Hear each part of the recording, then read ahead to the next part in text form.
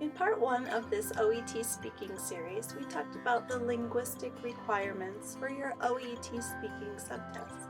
In this video, we're going to talk about the clinical communication criteria and what that means.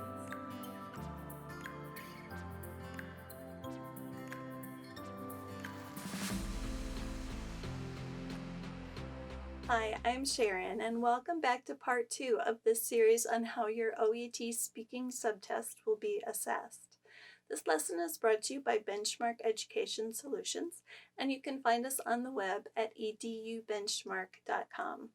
Please subscribe to our channel and click the bell so you won't miss a single video. In the first lesson, we talked about two ways your OET speaking subtest will be assessed.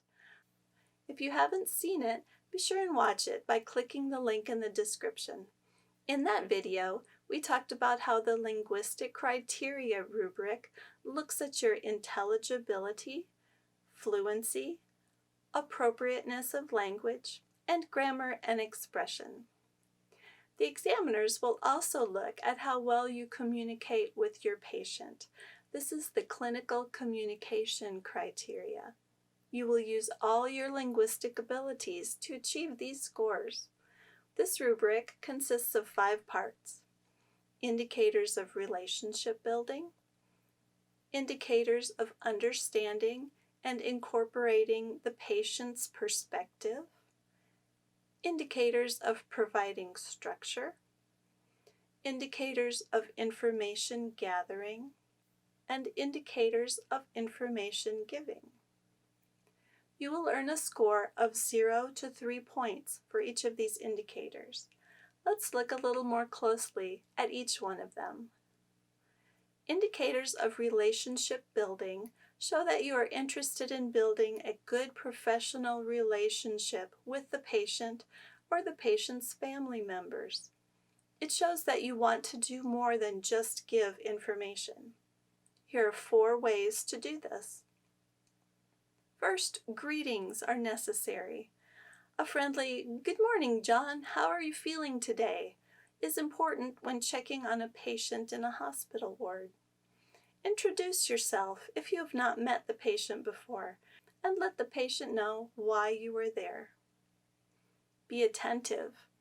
This is an important aspect of relationship building. You need to listen and show an interest in what the patient is saying.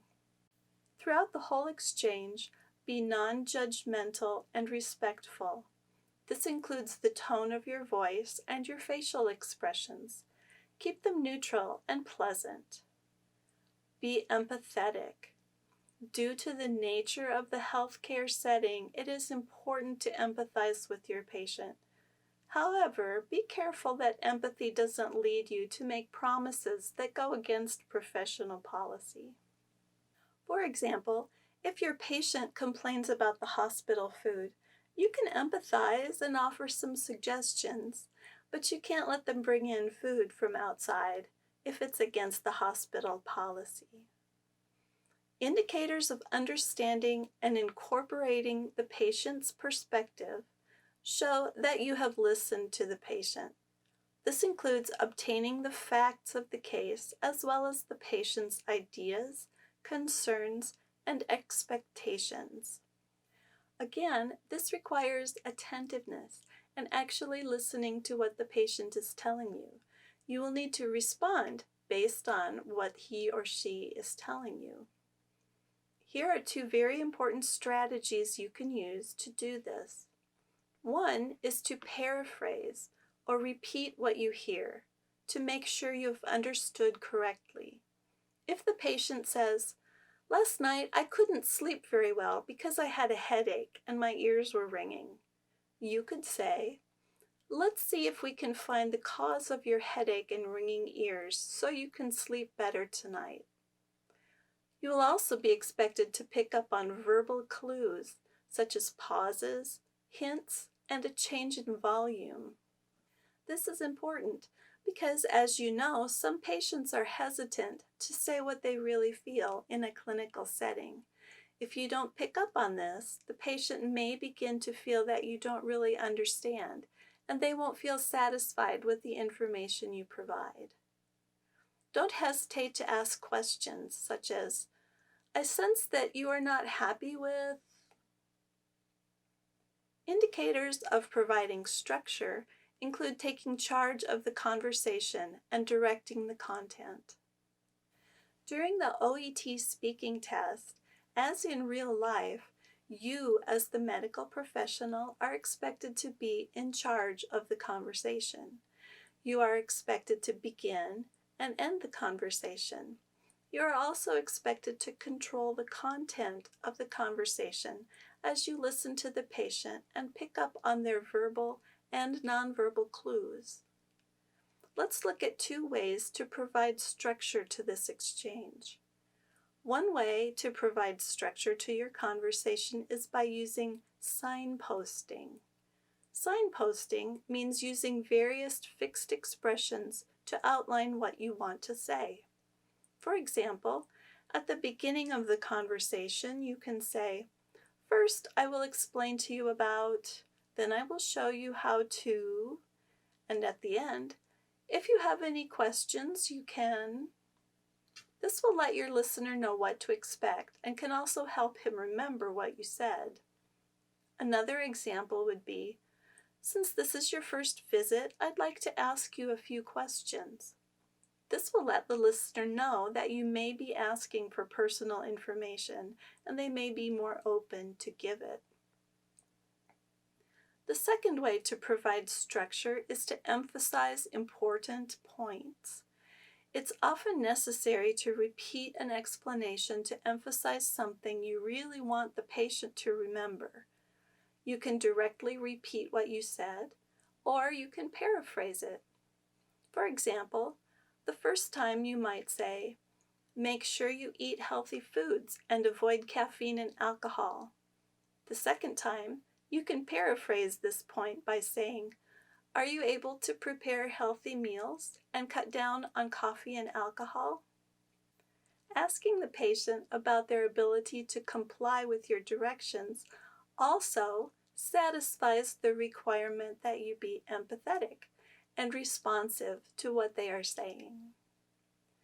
Another way to emphasize a point is to use adverbs to strengthen your verbs.